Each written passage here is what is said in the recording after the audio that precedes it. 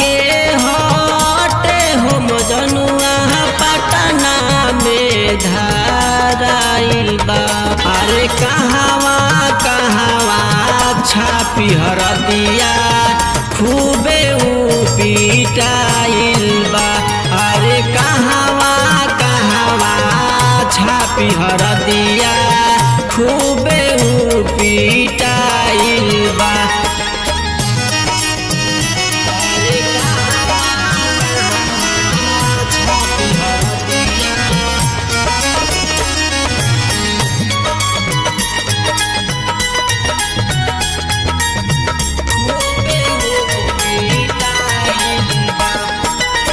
हमारा ही रहते उ तो रखले बालू गाई, लाज के बात बावे के करा से बताई।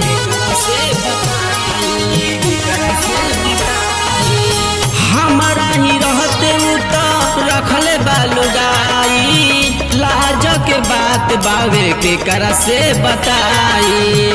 रहत रहे बाहर उ तो ना जाने कब आइल बा।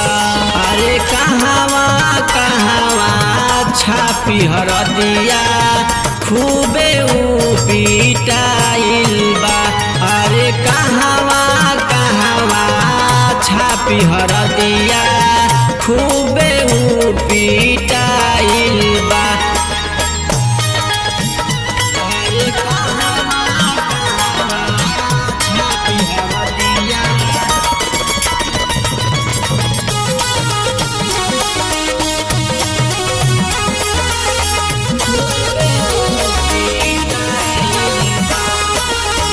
लाजो न लागल तोहरा करे में उ कर, हम नहीं जननी तू तो बाड़ बेसर।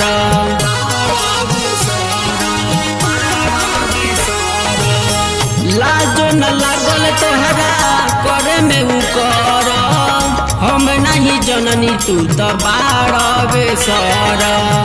सुनी सुनी मनीष के बतिया माथा पगलैले बा। अरे कहवा कहवा छापी हरदिया खूबे ऊ पिटाइल बा।